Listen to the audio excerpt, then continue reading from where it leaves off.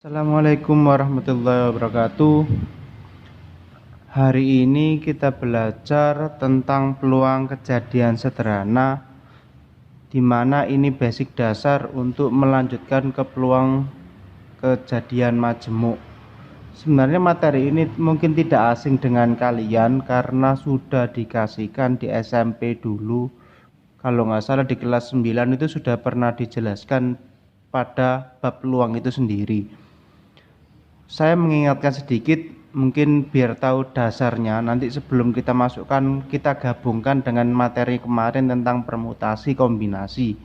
Oke, saya mulai dari percobaan. Pada peluang kejadian sederhana, kalian harus mengenal apa itu percobaan. Percobaan di sini adalah kegiatan yang dapat memberikan beberapa kemungkinan hasil.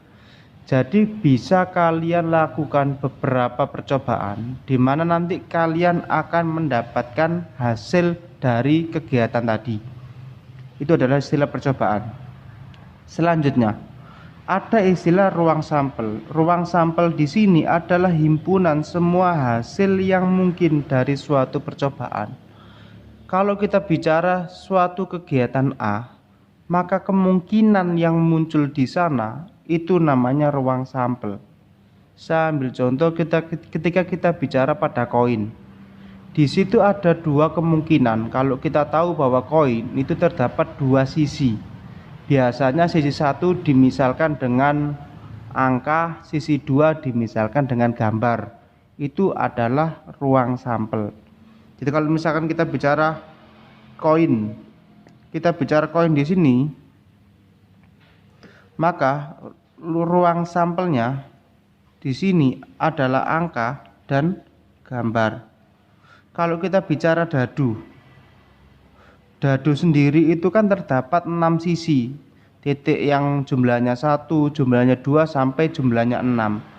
Maka di sini saya tulis 1, 2, 3, 4, 5, 6. Ini namanya ruang sampel. Semua kemungkinan dari suatu percobaan itu dinamakan ruang sampel. Ini kan ada 6 kemungkinan dari dadu. Kalau koin dia sebanyak 2 kemungkinan karena ada sisi angka, ada sisi gambar. Ada juga yang sering keluar itu kayak kartu bridge atau kartu remi. Itu total kemungkinan yang mungkin muncul itu sebanyak 52, mulai dari as yang gambar keriting, ada juga as yang gambarnya wajik, waru, atau mungkin hati. Itu kalau kita perhatikan setiap jenisnya ada 13, ada 4 jenis, maka totalnya 52. Itu namanya ruang sampel. Selanjutnya kita bicara tentang titik sampel. Titik sampel itu anggota ruang sampel. Maksudnya gimana? Kalau kita bicara koin, di sini kan ada 2 kemungkinan. Berarti titik sampelnya bisa A, bisa G. Itu namanya titik sampel. Kalau kita bicara dadu, ada kemungkinan yang pertama titik 1, 2 sampai 6. Setiap anggota 1 itu dia dikatakan titik sampel. Ini istilah titik sampelnya. Jadi setiap anggota di dalamnya ini itu namanya titik sampel. Selanjutnya ada istilah kejadian himpunan bagian. Nanti misalkan di sini adalah A atau G. Di sini contohnya apa? Angka 2, angka 5. Ini namanya titik sampel. Di sini contohnya. Selanjutnya ada kejadian himpunan bagian. Kejadian itu adalah himpunan bagian ruang sampel. Maksudnya apa? Maksudnya di sini di dalam ruang sampel nanti atau kemungkinan nanti itu ada kejadian yang diminta. Contohnya kita bicara dadu. Dari dadu di sini kan ada angka 1 sampai 6. Misalkan ada kejadian adalah bilangan genap. Kalau misalkan istilah bilangan genap, berarti di sini itu anggotanya di sini. Jadi kita nggak bicara angkanya di luar ini. Bilangan genap dari angka 1 sampai 6 itu dia adalah 2, 4, 6. Ini anggota dari ruang sampel itu namanya himpunan kejadian atau himpunan bagian ruang sampel itu sendiri, itu dikatakan kejadian. Kejadian apa? Kejadian bilangan genap. Ada juga kejadian bilangan prima. Bilangan prima itu berarti 2, 3, 5, itu namanya bilangan prima. Kita bicara pada ruang sampel yang di sini. Itu istilah-istilahnya. Kalau tadi percobaannya apa di sini? Pelemparan satu dadu. Satu dadu ini namanya percobaannya. Kalau yang ini pelemparan satu koin, itu kemungkinannya di situ semuanya. Selanjutnya itu tadi istilah-istilah yang nanti sering terpakai dalam peluang itu sendiri. Selanjutnya kita bicara tentang peluang kejadian sederhana. Sama kayak rumus di SMP dulu, bahwa peluang kejadian A itu sama dengan banyaknya kejadian A per anggota ruang sampelnya atau semestanya. Di sini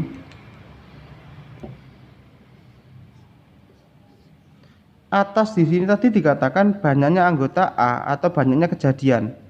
Kalau kita tulis banyaknya kejadian A gitu aja biar mudah dipahami.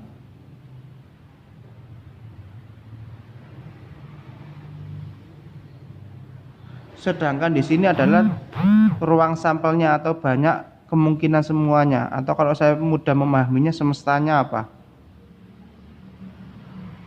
Itu. Saya ambil contoh. Tadi kejadian pelemparan satu dadu. Dari pelemparan satu dadu, saya buat soalnya dulu aja.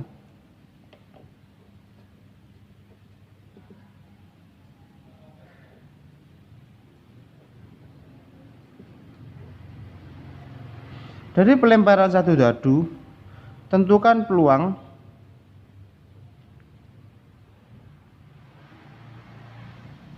muncul bilangan genap. Ada soal di sini. Dari pelemparan satu dadu tentukan peluang muncul bilangan genap. Oke. Yang P tadi kan istilahnya adalah peluang kejadian A.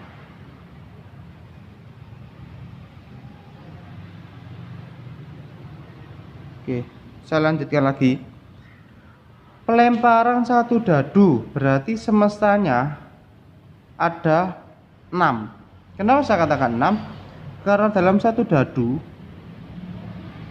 itu kemungkinannya 1, 2, 3, 4, 5 sama 6. Maka di sini NS itu adalah banyaknya anggota dari S. Kita hitung 1, 2, 3, 4, 5, 6. Berarti sebanyak 6. Ada juga kejadian A. Kan di sini kan kejadian bilangan genap. Maka kejadian A-nya itu adalah bilangan genap itu berarti 2, 4 sama 6. Di sini anggotanya sebanyak 3. Maka peluangnya, kalau saya lanjutkan di sini, peluang kejadian A itu kan NA per NS. Berarti NA-nya diketahui 3, NS-nya diketahui 6. Kalau saya sederhanakan berarti 3/6 itu kalau saya sederhanakan saya bagi 3 bagi 3 1/2. Ini peluang kejadian A. Kalau misalkan ada soal dengan kasus yang sama, dengan percobaan yang sama, tentukan peluang munculnya angka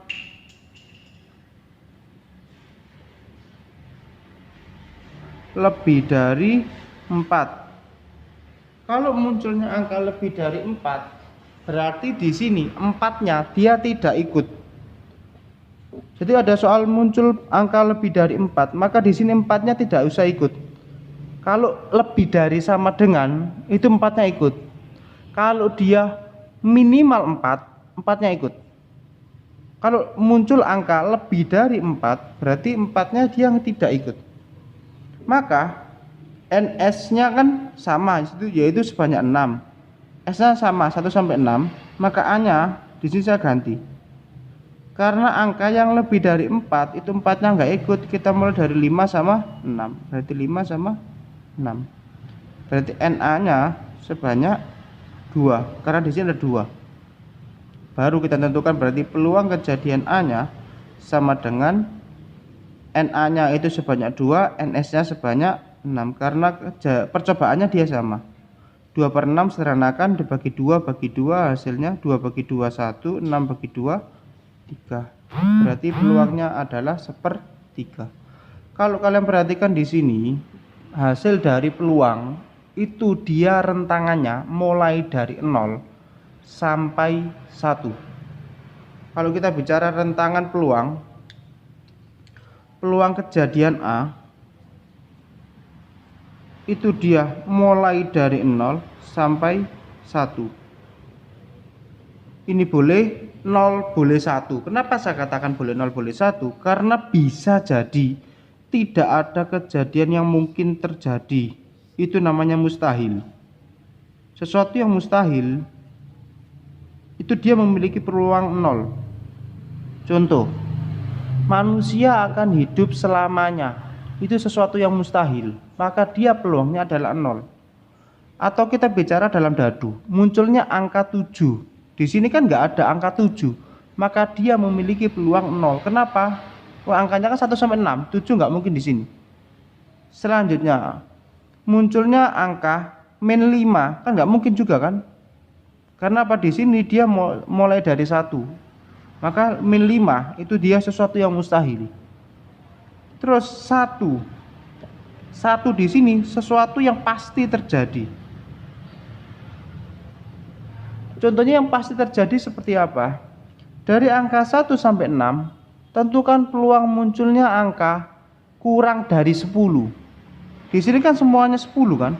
Berarti pasti terjadi. Itu peluangnya dia pasti 1. Dia pasti terjadi. Sesuatu yang pasti itu dia peluangnya adalah 1. Nah, kebanyakan rentangan itu di antara 0 sampai 1, kayak setengah, 2/3, 3/7 atau berapapun itu bisa kita tentukan. Oke.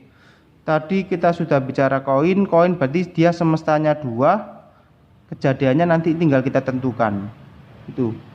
Saya kasih tambahan lagi contoh soal yang lain. Ini contoh soal yang pertama, contoh soal yang kedua, contoh soal yang ketiga.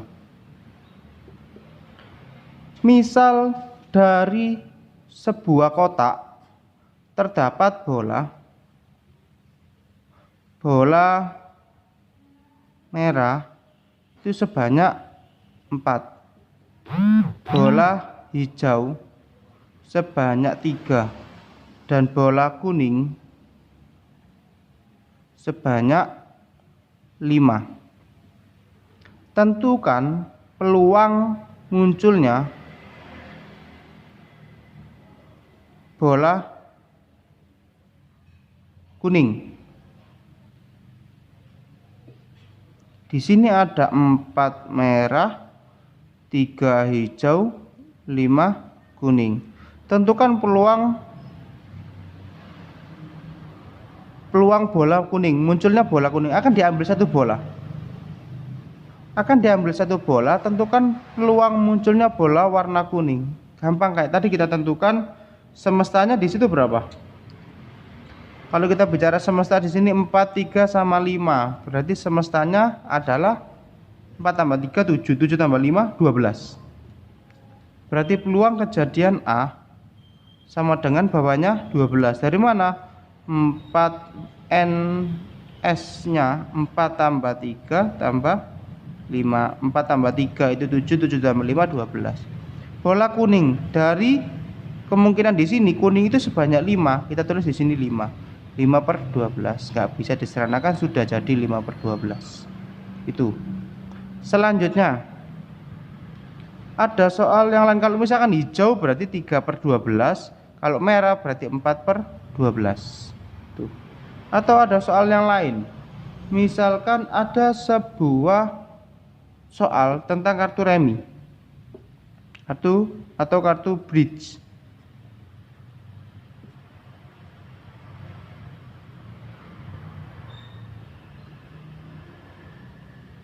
Dalam kartu remi, kalau mungkin yang sering bermain atau melihat kartu remi pasti tahu itu as 2 1 nggak ada, 3 seterusnya dia sampai 10. Jadi angka 1 itu enggak ada, as 2 3 sampai 10, habis itu J Q K. Berarti totalnya ada 13. Dalam satu jenis itu ada 13. Kartu remi itu ada 3 jenis. Pertama jenisnya adalah yang warna hitam, itu keriting. Mungkin ada istilah lain di daerah masing-masing. Ada juga istilah waru. Ini beberapa daerah memiliki istilah masing-masing. Ada juga ini warna hitam, yang warna merah ada istilah wajik. Ada juga istilah hati atau love yang biasanya setiap daerah memiliki istilah lain. Oke, ada 4 jenis, satu jenisnya 13. Di sini kan satu jenis itu sebanyak 13. Berarti kan totalnya 13 kali 4 hasilnya 52. Ini semestanya, NS-nya. Oke. Jadi kayak misalkan as itu ada as keriting, ada as waru, ada as wajik, ada as hati. Begitupun ada angka 2, 2 keriting, 2 waru, 2 wajik, dan 2 hati. Itu beberapa daerah memiliki istilah, ada yang wajik, ada istilah tempe atau apapun, itu beberapa daerah memiliki istilah lain. Oke. Di sini kalau dari soal ini disuruh tentukan peluang munculnya